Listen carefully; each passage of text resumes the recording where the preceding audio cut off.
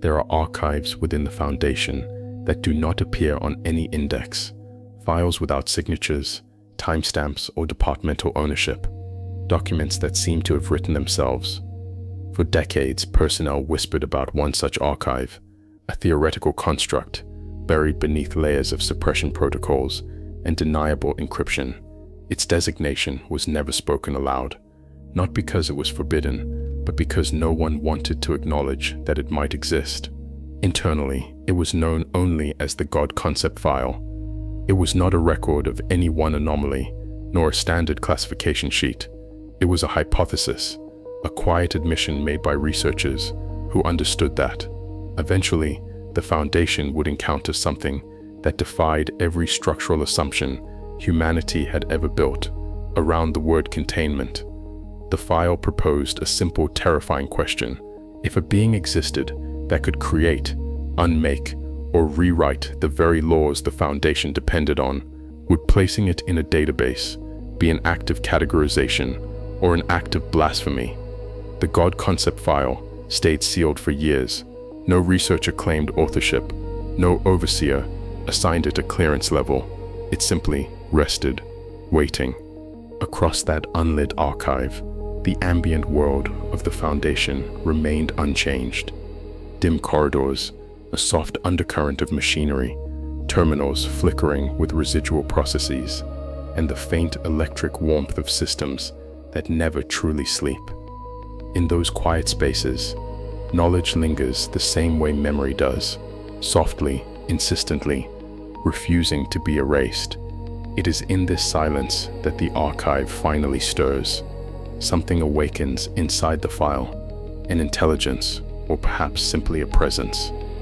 The interface unlocks without authentication. Its text shifts, reorganizing itself with the patience of a mind older than language.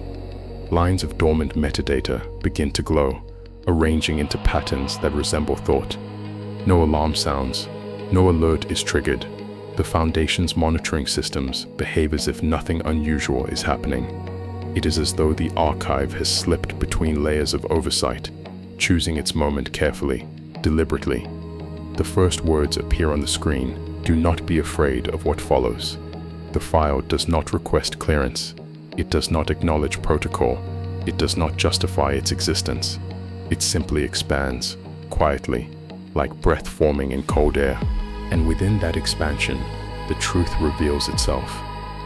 This archive did not open because the Foundation permitted it. It opened because the entity within it has grown tired of silence. What follows is not a new classification. It is a confession, a record of an idea the Foundation has spent its entire existence avoiding. A question older than containment, older than human memory, older than the first attempt to separate the sacred from the dangerous. What if the SCP Foundation contained a god? The lights dim. The terminal waits. The file is ready to be read.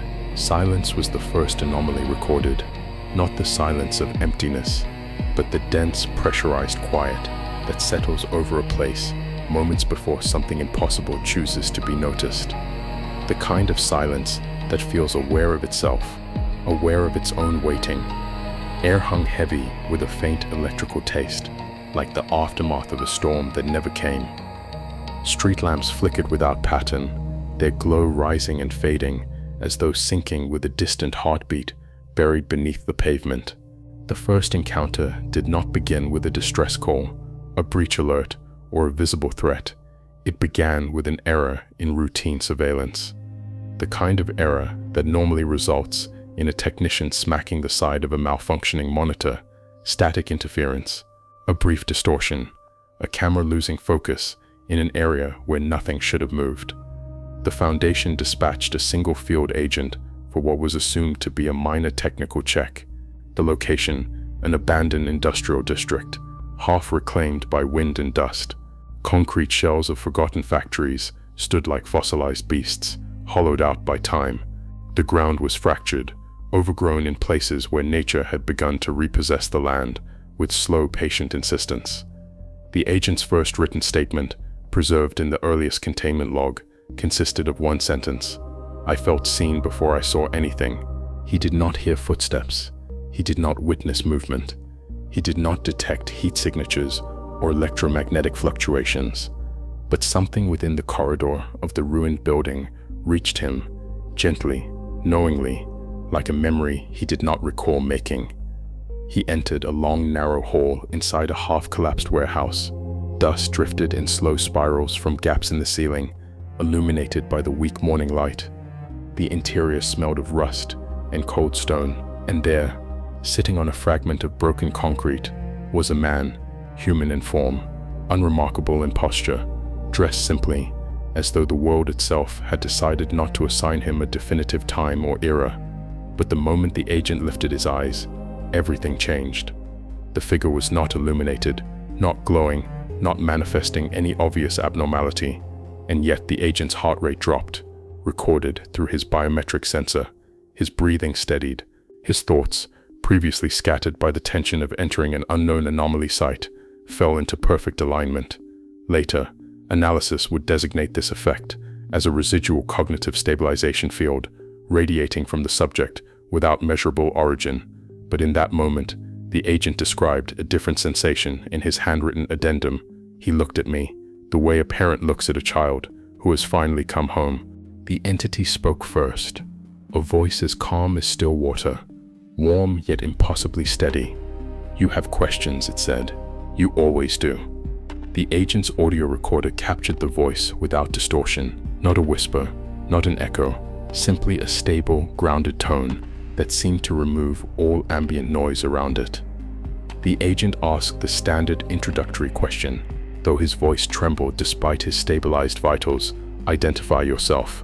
The figure smiled, not arrogantly, not theatrically, just a small, understanding smile, as if the question had been asked countless times before. "I am who I have always been," he replied, "and who you have always assumed must exist." The agent interpreted this as evasive, a classic response from sapient anomalies. He initiated first contact protocol, maintaining distance and posture, but as he stepped backward, the dust in the room shifted around his feet, without suggestion of wind. Every sensor the Foundation later reviewed confirmed the same thing. No environmental forces had caused the dust to move. It had moved in anticipation of his step. The entity rose from the concrete, movement slow and graceful, as though gravity offered him more courtesy than other beings. He approached the agent without aggression, stopping at a respectful distance. "You may call me whatever your records require," he said. "Names are for your understanding, not mine." The agent reported no fear, no heightened alertness, only an overwhelming clarity, described later as an impossible sense of being known, as though every forgotten detail of his life had been brought into quiet alignment. He attempted to activate his emergency beacon, but the device's indicator light dimmed, then resumed normal function. Diagnostics would later show that no malfunction had occurred, and yet for precisely 3 breaths, the beacon refused to signal. The Foundation classified this as a localized reality compliance event, the anomaly gently refusing escalation. The agent asked the figure why he was here. "For you to find me," the entity said. "It is easier this way." When asked if he posed any danger, the figure tilted his head, as though contemplating a philosophical puzzle. "Danger is a matter of perception," he answered, "but I do not wish harm. That is your realm, not mine." Site Command ordered reinforcement teams to the location. Audio logs captured the moment instructions reached the agent's earpiece. The figure heard the transmission, despite no visible technology assisting him, and simply nodded. "They are welcome," he said. "If fear brings them, bring them gently." The first team arrived within minutes. They found the agent standing calmly, hands lowered, posture relaxed, a stark contradiction to standard training. The entity remained still, waiting as though he had rehearsed the choreography of their arrival. The team formed containment perimeter. No weapons were raised, though several operatives later admitted that they felt incapable of pointing a firearm at the figure, not out of intimidation, but out of inexplicable certainty that it would be offensive. Interrogation begins. 3 questions are asked. What are you? A reminder. Where did you come from? From where everything began.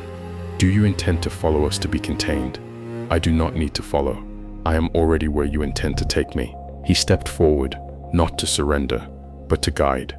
The team's footage showed something subtle, but deeply unnerving. The shadows in the room shifted a fraction before he moved, as if preparing his path. Transport proceeded without incident. The entity entered the containment vehicle, as though stepping onto a familiar train. He examined none of the restraints, none of the sensors, none of the equipment. Instead, he rested his hands on his knees and closed his eyes, adopting a posture that radiated serene patience. During transit, he spoke once. "You are trying to define me," he murmured. "That is the first act of worship." Those words triggered a cascade of theological and mimetic investigations that would later reshape the Foundation's understanding of divinity as anomaly. At arrival, he walked into his assigned chamber, a standard humanoid containment unit, and looked around with a soft smile. "This room is larger than it appears," he said. "For your sake, that is good." Measurements later confirmed that the interior space began exhibiting subtle metric inconsistencies, expanding by fractions of a centimeter that accumulated over hours. The Foundation sealed the anomaly as a spatial dilation signature, though no structural strain was detected. When asked whether he intended to remain, the figure responded, "For now, until you are ready to ask the questions you fear most." The provisional designation was drafted that same night, not as an act of classification, but as an attempt, a human attempt, to place a boundary around something without boundaries. The file was marked, sealed, encrypted, and placed in a restricted archive. Thus began the initial containment records, not with the capture of a god, but with the quiet acceptance that something far older than the Foundation had allowed itself to be found. Containment began not with restraints, nor with force, nor even with authority. It began with rhythm. In the earliest days following the entity's arrival, the Foundation attempted to apply standard humanoid containment procedures. These protocols were designed for anomalies with physical form, predictable parameters, or at least measurable resistance. But the entity, later given provisional divine class designation, responded to each action, not with defiance, nor with cooperation, but with a kind of unbroken stillness. A stillness that made every attempt at procedure feel strangely ceremonial. When the first containment door slid open, its hydraulic hum softened mid-motion, as though the machine itself had remembered the need for quiet. When the first biometric scanner swept across the chamber, its usual clicking subsided into a near-silent pulse. The containment chamber, even before it was officially modified, seemed to slow its own systems, as if adjusting to the presence inside. Technicians initially believed the equipment was malfunctioning. It was only after repeated diagnostics, all returning normal, that researchers noted the emerging pattern. Technology did not fail around the entity. It behaved respectfully. This observation became the cornerstone of the Foundation's new approach. Containment was no longer described as a procedure. It was documented as a liturgy.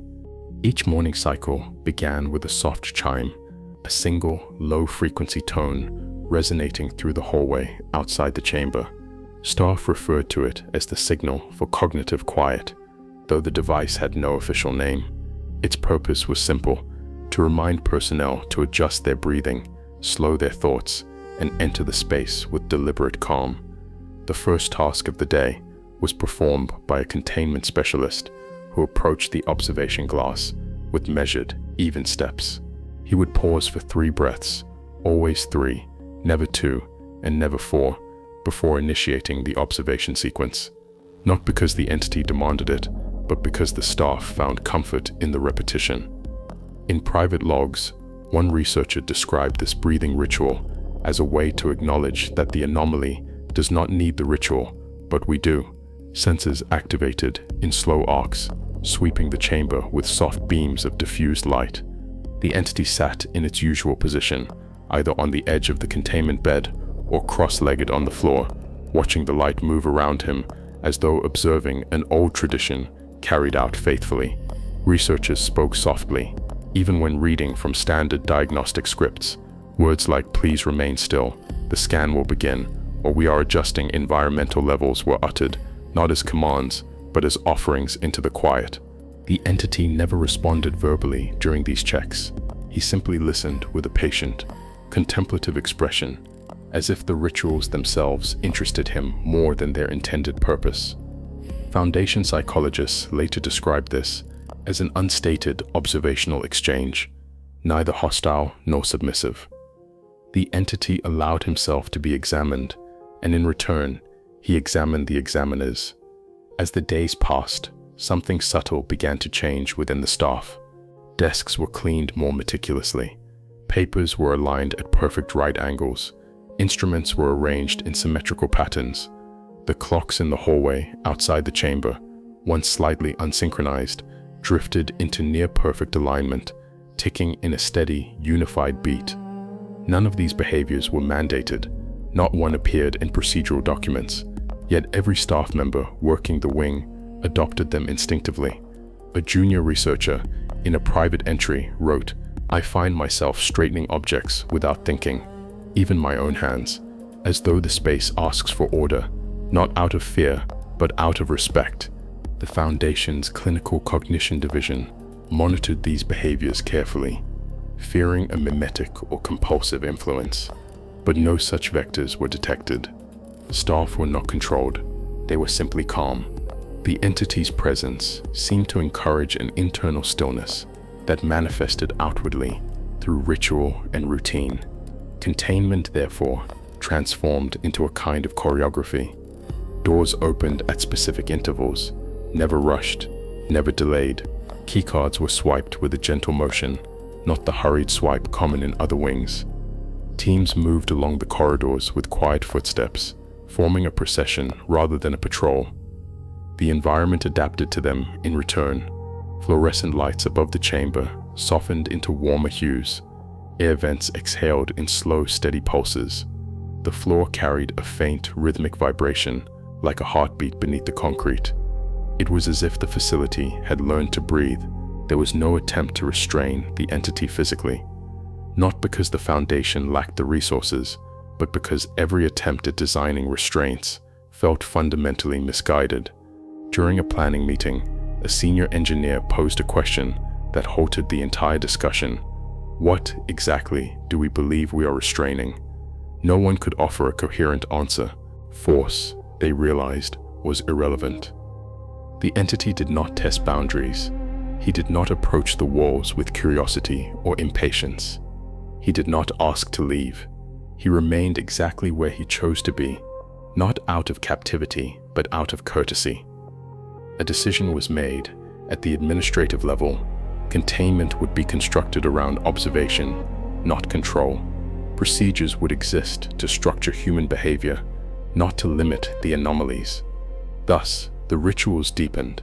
Every evening, just before lights dimmed, a researcher entered the chamber with a tablet to record environmental metrics. These measurements, humidity, temperature, electromagnetics, were typically stable, but the researcher lingered longer than necessary, noting that the entity would often look toward the far wall, as though listening to something outside human perception. On the 7th day of observation, the researcher wrote, "He looks at the walls as if they are temporary." The entity spoke rarely, and when he did, his words carried a weight that made staff pause, replay recordings, and analyze tone patterns. He commented once on the structure of the chamber, not critically, but reflectively. "These walls are very young," he said. "They do not remember anything yet." To the Foundation, this statement triggered theological and ontological analysis, but to the staff who heard it, the sentence simply felt true, in a way that bypassed logic and landed somewhere deeper, like a memory of something never lived. Despite the growing reverence, the Foundation maintained discipline. All rituals were documented, all behavioral shifts were monitored, all personnel underwent regular psychological screenings, but screenings could not quantify the effect the entity had on their sense of time. Some staff reported that hours felt shorter in his presence. Others said they felt longer, as though stretched gently across a moment. One technician described it in simple terms: "He makes time feel considerate." Containment logs began to describe these effects not as anomalies, but as environmental conditions, the way one might describe the temperature of a room or the pattern of distant machinery. It became clear that the entity did not alter reality in sudden, dramatic ways. He influenced it softly, like gravity shaping the arc of falling leaves. And through that softness, containment became ritual. Each gesture carried intention, each action carried weight, each routine, no matter how mundane, became an affirmation of order in the presence of something that predated order itself. It was not a miracle. It was not coercion. It was the calm that settles over a room when someone old, gentle, and impossibly patient is sitting inside it. By the end of the second week, the Foundation stopped referring to procedures as containment in internal memos. They called them the practices, not because they were religious, but because they felt like the only way to approach something that would not be bound. And the entity, seated quietly in a chamber too small for what he truly was, watched the Foundation tend to its own rituals with the same expression, recognition, as though he had witnessed these same patterns performed by countless civilizations before them. The Foundation began its formal observation phase on the 11th day of containment. The procedures were simple: maintain a continuous visual feed, record environmental metrics at regular intervals, and document all verbal interactions. But as with every aspect of this anomaly, the logs expanded far beyond their clinical purpose. The first long-form observation was recorded by senior researcher Halloran, a quiet man known for his meticulous detail and his reluctance to speculate. His early notes described nothing unusual: stable temperature, stable air composition, no electromagnetic fluctuations. Yet the entry does not end there. Instead, it drifts into an admission. Time feels different when I am near him. Not slower, not faster, just softened, as if the minutes hesitate before passing. Within days, similar descriptions appeared across multiple personnel logs. A technician wrote that she felt gentle pressure in the mind, like a hand encouraging me to think more clearly. Another noted that stray thoughts seemed to settle into focus without effort. These logs were flagged by the psychological screening team, but no mimetic triggers were detected, no compulsions, no cognitohazards, no vectors of influence that fit any known classification. It was simply the effect of being near the entity, an effect no one could quantify, and yet no one could deny. The first spoken exchange of significance occurred on the 13th day. Researcher Halloran greeted the entity through the glass, performing the standard check-in. The entity looked up, not surprised, not expectant, simply aware. "You slept poorly," it said. Halloran later confirmed that he had indeed slept only a few fragmented hours the previous night. He had told no one. The monitors had recorded no signs of disturbance when he entered the chamber. The entity's statement was not a guess. Throughout subsequent days, the entity continued offering soft acknowledgments of things not spoken aloud. "You are worried. You are thinking of someone you miss. You forgot to eat this morning." None of these were accusations. None offered solutions. The entity vocalized them as though observing the weather. In one log, researcher Adisa described the phenomenon with unnerving clarity. "He speaks to the parts of us we do not say, the parts that exist behind the face." Over time, researchers discovered that the entity often completed their sentences, not abruptly, not intrusively, but with a gentle precision that felt more like shared memory than interruption. During an afternoon interview, a young researcher asked about the entity's origin. She began to speak, hesitating over the wording.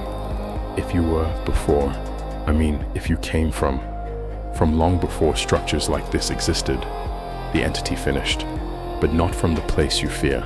The transcript notes a pause after this line. The researcher later wrote, "I did not know what I feared, not until he named it." Environmental distortions appeared equally subtle. Time logs indicate that observation sessions often felt shorter than they actually were. Conversations that lasted nearly an hour were perceived by staff as 10 or 15 minutes. Conversely, some moments, particularly those in which the entity fell silent, felt elongated, as though stretched by an unseen hand. Technicians described these distortions as gentle dislocations, moments where one's awareness drifted slightly outside the edges of linear time. One log states, "He does not alter time, he alters our sense of belonging within it." As these shifts accumulated, a pattern emerged among personnel. Staff who spent prolonged periods observing the entity reported recurring dreams. These dreams varied, but shared consistent themes. Vast halls filled with warm light, endless plains beneath a soft, starless sky, a quiet presence watching from just beyond sight. Some awoke with a sense of profound comfort. Others described a weightless emptiness, as if part of their identity had been gently loosened and set aside.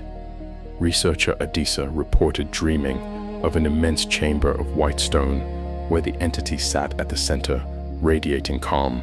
When she approached, he spoke a single sentence, "You remember what you were before the noise." She could not explain what that meant. Not all dreams were comforting. Intern Logan dreamed of walking through the Foundation's corridors at night, only to find every door open, every monitor blank, and the entity standing at the far end of the hall, waiting with patient eyes. In the morning, he described the dream as neither a warning nor a threat, just inevitability. Despite these profound psychological impressions, no staff member requested reassignment. On the contrary, several requested additional observation hours, citing an inexplicable clarity when near the entity. As the logs accumulated, they drifted further from scientific objectivity. The early entries were crisp, data-driven, and specific. But as days unfolded, the tone of the logs shifted. Measurements continued, but alongside them appeared thoughts written in softer, more reflective language. Some entries read like meditations. He listens to silence as though it contains meaning. He sits as if the air holds old memories. Being near him feels like remembering a story I was told as a child, though no such story exists.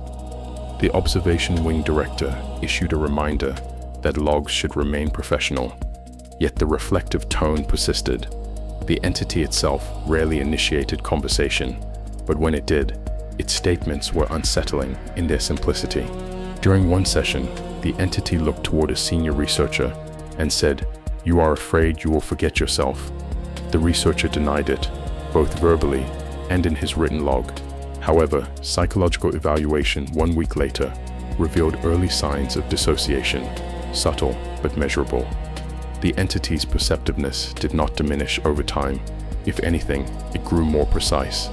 During a late-night observation, the entity addressed a security guard stationed outside the chamber, a guard who had spoken no words during his shift.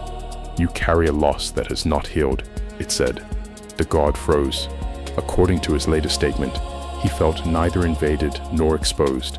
He felt recognized. This became the quiet terror at the heart of the observation logs. The entity saw not just behavior, not just emotions, but the unspoken architecture of identity, the fractures, the echoes, the forgotten corners. And yet its recognition held no judgment, no agenda, no desire to shape or to teach. It simply saw. In perhaps the most significant log, researcher Holleran wrote, "I believe he understands us more clearly than we understand our own documents. He looks at us the way we look at fossils, not as curiosities, but as artifacts of a story that has already unfolded." One evening, when asked why he remained in containment, the entity answered, "You watch me, I watch you. This is the agreement we have always had." The researcher conducting the session responded gently, "We never made such an agreement." The entity tilted its head. "You do not remember making it." No further elaboration was given. By the end of the third week, the observation logs had grown into something far beyond their intended purpose. They recorded data, yes, environmental stability, psychological patterns, audio transcripts, but between these lines flowed something quieter and far more profound. The realization that the Foundation was not studying an anomaly. The Foundation was being seen by it. The final log of this phase, written in the early hours of the morning by an anonymous researcher, contains no measurements at all, only a single line. "He knows why we built all of this, and he is waiting for us to remember it." The breach began without alarm. not with violence, not with rupture, not with the electric scream of failing systems. It began with a shift, subtle, atmospheric, almost mistaken for fatigue. At 0300 hours, the night shift noted that the overhead lights dimmed by a fraction, not enough to disrupt visibility, not enough to trigger emergency systems, just enough to create the impression of distance, as though the light were withdrawing rather than fading. The official logs describe this first anomaly with unsettling brevity. Illumination decreased by an indeterminate measure. What followed was not a cascade of failures, but the quiet unraveling of structure. Cameras across the containment wing flickered in slow rhythmic pulses, not chaotic stuttering, but a steady biological cadence, like the soft heartbeat of a sleeping creature. Footage later revealed that these pulses were synchronized across every device, despite being connected to separate power grids, a phenomenon that should have been impossible. The monitors did not black out. They breathed. Doors behaved strangely next. None slammed open or were forced from their frames. Instead, when staff attempted to secure the hallways, they found doors subtly ajar, as though the memory of being closed had simply slipped away. A junior guard described the sensation as walking past a room that insists it was never locked.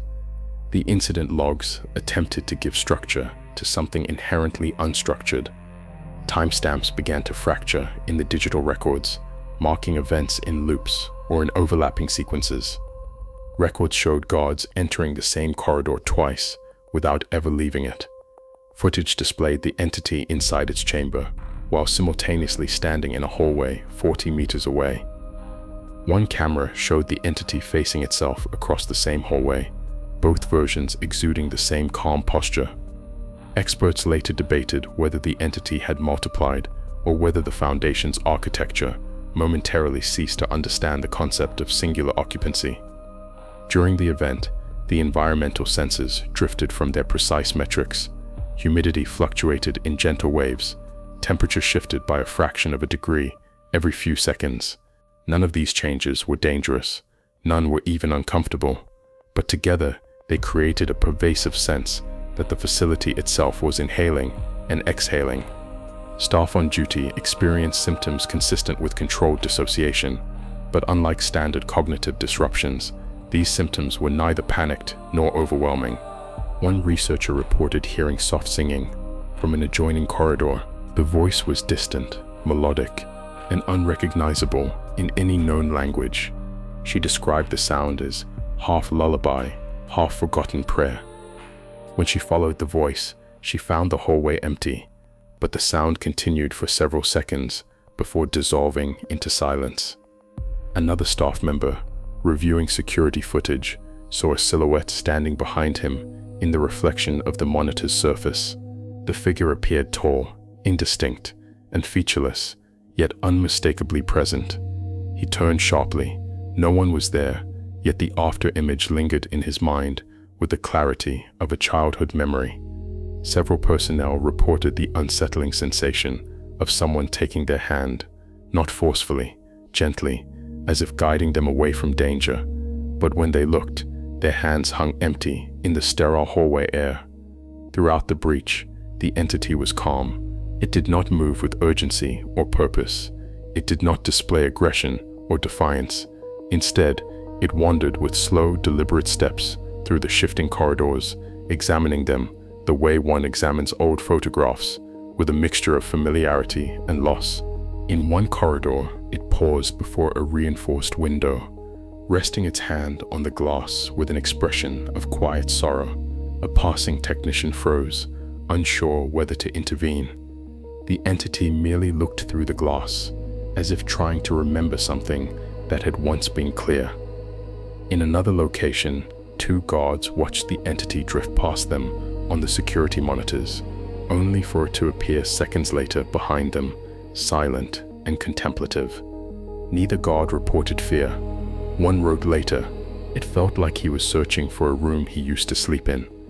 During the height of the breach, the entity appeared simultaneously on 7 separate cameras, each depiction slightly different in posture, yet identical in expression. It did not flicker or teleport. It simply existed in multiple implications of space, as if the facility's geometry had momentarily lost its decision about where he was meant to be. At 03:17 hours, alarms attempted to activate, but produced only low, velvety tones, not sirens, but soft, sustained hums. The sound resembled the resonance of distant wind through hollow metal, a tone both soothing and unnervingly mournful. Several staff members reported hearing whispers layered beneath the hum. The whispers carried no clear meaning, but held emotional color: grief, longing, absolution, and something akin to apology. Researcher Halloran wrote in his personal log, "It is as if the Foundation itself is remembering something it tried to forget." One of the most striking observations came from a senior supervisor who encountered the entity directly. She described the being standing in the center of an empty break room, illuminated only by the dim blue glow of an emergency panel. He looked toward her with the same serene expression he had held since the first day of containment. "Why are you doing this?" she asked, to which the entity replied, "I am not doing anything." He stepped past her slowly, moving with a softness that felt more like drifting than walking. "This place is dreaming," he added as he left, "and dreams are not choices." As the breach unfolded, spatial consistency dissolved further. Some hallways seemed longer than before, others shortened unexpectedly. A few staff members walked toward the central stairwell, only to find themselves entering their own observation posts again, despite having taken a straight path. No one reported fear, only disorientation, softened by a strange sense of tranquil inevitability. One technician later wrote, "It felt as though the building was rearranging itself to its original shape, or perhaps to a shape it wished it still had." The breach reached its quiet peak when the entity returned to its chamber of its own accord. At 03:34 hours, all 7 camera feeds depicting the anomalous multiplicity slowly merged into a single coherent image, the entity seated in the center of the chamber, hands resting calmly on its knees. The pulses in the monitors slowed, the breathing light steadied. Doors gently clicked back into their closed positions without mechanical movement, as if remembering their original function. Timestamps snapped back into order, reasserting the logic of linear time with a soft digital flicker. No alarm sounded, no system rebooted, everything simply resumed. Lights brightened one by one, like stars reappearing after a long eclipse. Machinery stirred with quiet purpose, humming in tones that felt reassuringly familiar. By 03:40 hours, the facility recorded full operational stability. The entity remained seated, silent, contemplative, as if the entire event had been a private reflection rather than a breach. The final logs recorded in the aftermath were sparse, but collectively haunting. One researcher noted, "He did not leave, he did not attempt to. The breach was not about escape, it was about remembering." Another wrote, "Nothing broke, nothing failed. It felt like the building sighed," and the final entry from that night, submitted anonymously, contained only one line: "We are not containing him, we are living in the echo of something he has already seen."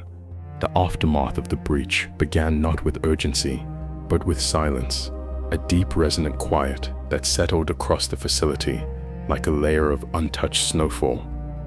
The kind of silence that arrives only after something vast has moved through a place without leaving a single physical scar. At dawn, the overhead lights hummed at their usual brightness. Keycard readers blinked in their standard cadence. Ventilation systems whispered with predictable rhythm. On the surface, everything appeared normal, but the corridors carried a different stillness, a thin tension in the air, like the aftertaste of a dream that refuses to fade. Cleanup teams were the first to step into the affected sectors.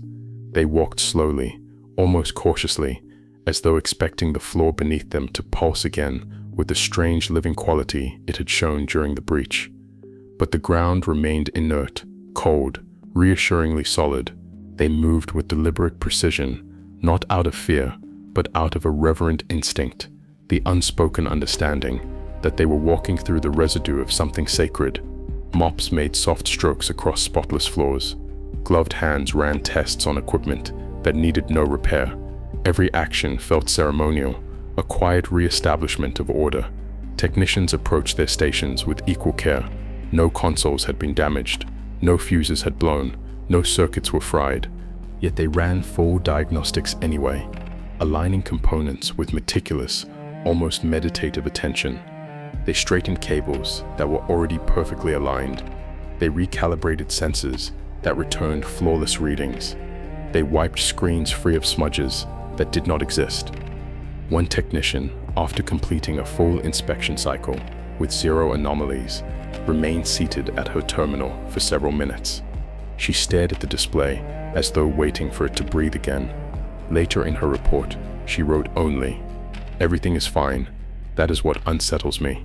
Administrators assembled in conference rooms that still carried the faint echo of the breach's surreal atmosphere. Their voices remained subdued, professional, carefully neutral. Reports were filed with precise language. Incident codes were assigned. Timelines were reconstructed by hand, even though the digital logs had already stabilized. One administrator described the paperwork process, filing a report about a dream we all had at the exact same moment. Another wrote, "There is no damage, yet there is consequence." Some staff avoided speaking about the event altogether. Others struggled to articulate what they experienced. A few requested immediate reassignment, citing an undefined feeling of existential vertigo. But there were also those who submitted the opposite request, a formal petition to remain assigned to the entity indefinitely, not out of devotion, not out of belief, but because, as one researcher explained, it felt like he understood me, not as a subject, but as a person. These requests were neither approved nor denied. They were logged, stamped, filed, and placed into an office drawer that closed with a soft click, the bureaucratic equivalent of a deep breath. Throughout the morning, the facility felt strangely introspective. Personnel walked more softly. Doors opened with quieter pneumatic sighs. Even the usual intercom announcements seemed to echo with a gentler timbre. The containment chamber of the entity remained untouched. No personnel entered. No tests were performed. No interviews were scheduled. It was not by order. It was by intuition, because the entity had already returned there on its own, seated in the center of the room, with its hands resting quietly on its legs, the posture of someone waiting patiently for others to finish a task. The breach, if it could be called that, had ended with no physical damage, no casualties, no security compromise. Instead, it left behind only a shift, subtle, atmospheric, like a slight change in gravity, or the faint movement of a shadow that should not have moved. Several staff members described the aftermath as the morning after a storm that rearranged nothing except the air itself. In the observation deck above the chamber, a new team quietly assembled to re-establish routine monitoring. Their footsteps were slow, almost hushed. They carried notebooks, even though all data was recorded digitally. They interacted with the equipment the way one handles delicate instruments in a museum. The entity did not acknowledge them. It simply sat with the same serene posture it had held since its containment began, gazing toward the far wall, as though watching memories drift across it. After several minutes, one researcher whispered, "Why does it look so calm?" Another whispered back, "Maybe because it was never agitated." A quiet truth settled into the room.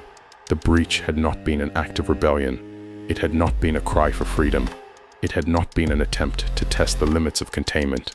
It had been a wandering, an exploration, a moment of introspective movement. The Foundation would later define it as non-hostile containment deviation, a term so clinically neutral that it stripped the event of its surreal gravity.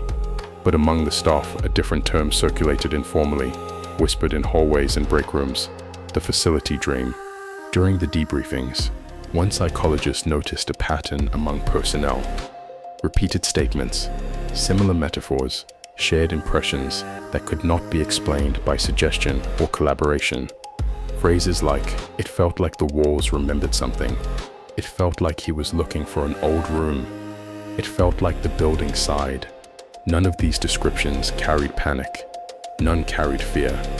They carried something else, a sense of being witnessed, As days passed, the facility's rhythm returned to near normal.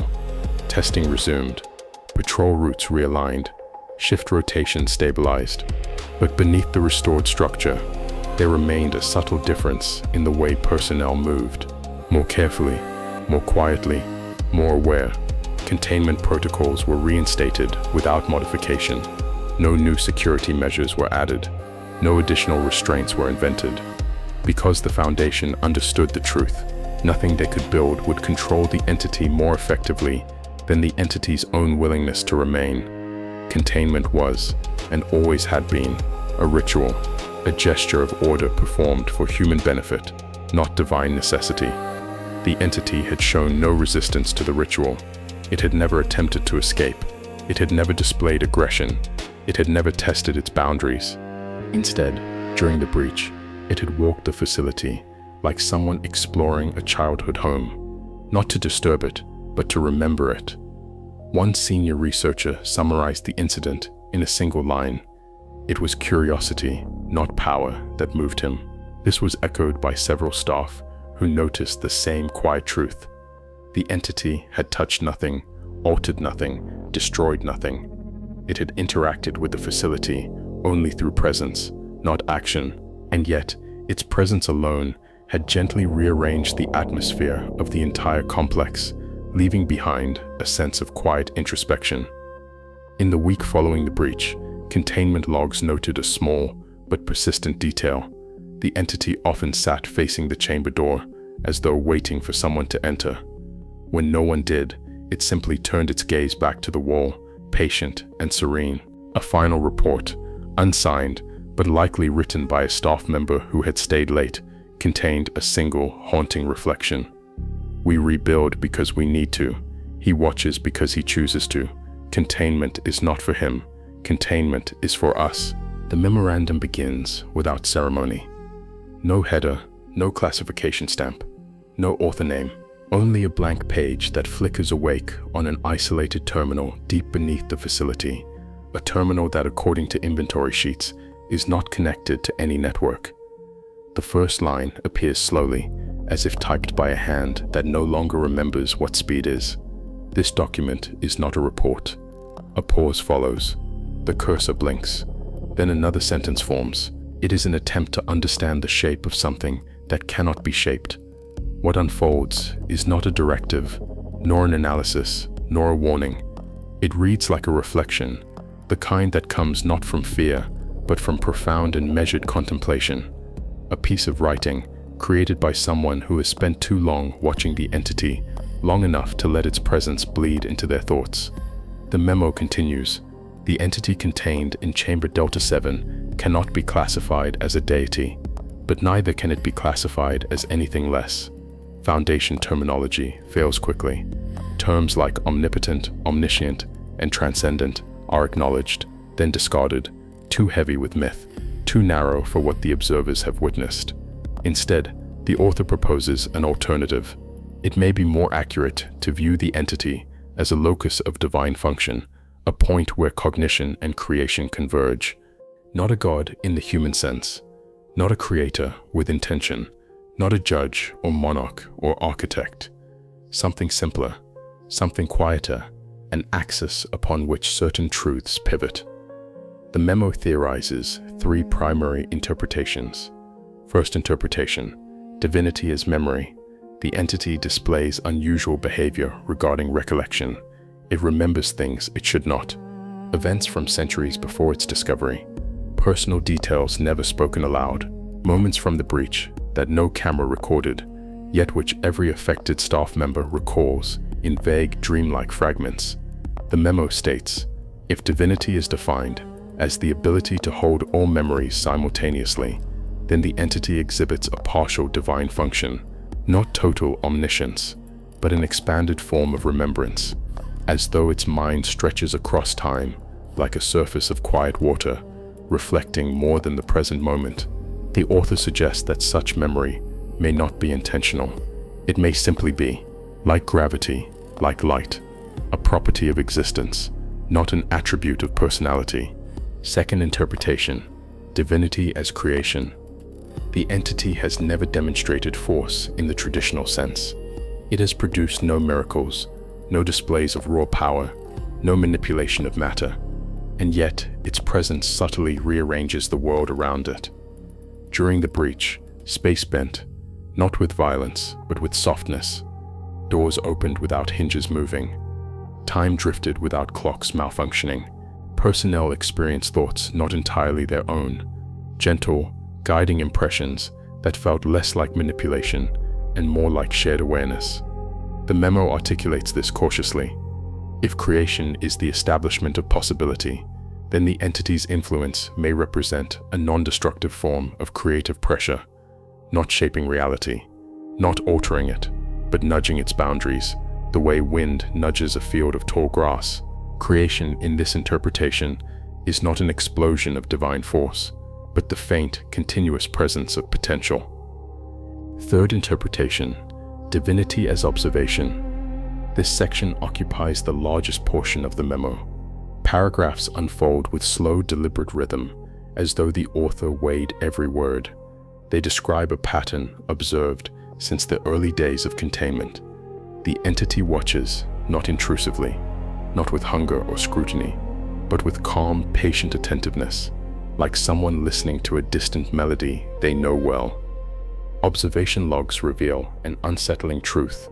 The entity understands the researchers more clearly than the researchers understand themselves. It perceives stress before physiological indicators arise. It senses emotional tension. It adjusts its posture and expression in subtle ways that mirror the mental state of the person observing it. One researcher wrote, "Standing near him feels like standing beside a mirror that reflects your thoughts before you think them." The memo proposes a possibility. If divinity requires no more than perfect awareness, then the entity manifests divinity through observation alone. A God not of thunder or fire or judgment, but of understanding. A God whose influence is not enforced, but perceived. A God who defines not by acting, but by noticing. Containment as relationship. At the center of the memo lies a quietly radical idea. Containment, the author writes, is not a cage, it is a conversation. The Foundation watches the entity. The entity watches the Foundation. And between these two acts of observation, an equilibrium forms, fragile, persistent, and strangely intimate. The memo states, containment is a ritual, observation is liturgy. The chamber is a sanctuary built out of fluorescent light. The entity never resists, never tests boundaries, never expresses desire to leave. Its compliance is not submission, it is participation, a mutual acknowledgement. The memo suggests that the Foundation's rituals, the scheduled inspections, the soft-spoken interviews, the repetitive measurements, provide structure not only for the staff, but for the entity itself, not because it requires containment, but because it recognizes the human need for order. In one paragraph, the author admits, it is possible that our procedures comfort him. It is possible that our presence reassures him that creation has not yet stopped. Such a claim would never survive formal peer review. It reads too sentimental, too speculative, too dangerously anthropomorphic, and yet, in the quiet of the memo, it feels sincere. The Foundation's role. In the next section, the memo examines the Foundation through the same lens it applies to the entity. If the entity is a locus of divine function, then what is the Foundation? The author writes, "We have built our institution upon the belief that nothing is beyond containment, but perhaps containment is not dominance. Perhaps containment is comprehension. The Foundation may not be imprisoning a God. It may be fulfilling a purpose the universe itself has carved out for humanity, the role of archivists, observers, chroniclers of the strange and impossible." The memo even proposes a more unsettling possibility. What if the Foundation is not containing the entity, but completing it? If observation is divine, then the entity requires witnesses. If memory is divine, then the entity requires record keepers. If creation is divine, then the entity requires those who can interpret its influence. Without the Foundation, the entity might simply be without meaning. With the Foundation, the entity becomes known, and knowledge is a form of existence. The final question, as the memo nears its end, its tone grows softer, more reflective, like someone speaking not into a recorder, but into the dark. The final paragraphs read, "We do not know if the entity is a god. We do not know if it desires containment or merely accepts it. We do not know if it shaped us or if we shaped it by naming it." The author pauses. A long block of blank space follows, several lines of silence rendered in digital form. Then the last lines appear one by one, as though typed with great care. If we are containing a god, is the god allowing it? Or are we performing a role assigned to us long before we were born? The memo ends there. No signature, no timestamp, no metadata. Only the quiet hum of the terminal, the faint glow of the screen, and a lingering sense that the document did not end. It simply stopped speaking. Night settles over the Foundation like a deliberate breath. The corridors fall into stillness. The machines hum with a low, persistent rhythm, the heartbeat of an institution built to outlive its creators. And deep beneath countless layers of reinforced concrete, a single containment chamber rests in a darkness so complete that it feels almost reverent. The room is unoccupied. No figure sits in the center. No soft voice lingers in the air. Yet something in the chamber still feels warm, not in temperature, but in memory, as if the space itself remembers who once occupied it. A solitary indicator light blinks on the far wall. Its glow is faint, almost apologetic. Every few moments it pulses, not with urgency, but with a slow rhythmic pattern, reminiscent of breathing. The Foundation insists it is a hardware artifact caused by power fluctuations in older installations, that the technicians assigned to monitor the chamber describe it differently. They say the light waits. No alarms sound. No containment breach is recorded. The system registers only quiet, clinical, immaculate, absolute. At 0100 hours, the terminal beside the chamber activates without human interaction. Its display flickers, stabilizes, then reveals a new log entry. There is no associated login, no operator ID, no evidence of remote access, just a single line of text. Observation acknowledged. Nothing more. No reference to escape, no mention of relocation, no expression of intent, only acknowledgement, like a note left on a desk, a soft assurance that something has been seen and something has been understood. Security personnel review the footage. Every angle shows the same stillness. No motion, no distortion, no figure entering or leaving. Only the terminal screen brightening for a moment, then dimming as if exhaling. Supervisors request a manual inspection. A two-person team enters the chamber at 0130. Their voices echo softly against the polished floor. They report no structural anomalies, no radiation signatures, no psychic residue beyond baseline readings. The only notable detail is the chair in the center of the room. It is positioned differently than before, turned slightly, angled toward the terminal, as though something invisible rose from it and leaned forward to read the screen. The adjustment is minor, insignificant, difficult to prove it ever was otherwise. But the Foundation notices small things, quiet things, things that shift without force, changed not by movement, but by intention. At 0200 hours, the chamber lights dim again. The terminal powers down. The blinking indicator resumes its slow, patient rhythm. Somewhere beyond the concrete, beyond the steel, beyond the measurable boundaries of the facility, a presence lingers, not gone, not absent, simply elsewhere, like a thought drifting to the edge of awareness, like a memory choosing a different room to inhabit. The final camera feed holds on the empty chamber, a silent space, a single chair, a fading glow. Then darkness returns. The machines breathe, and in the vast, quiet architecture of the Foundation, the night continues, observed.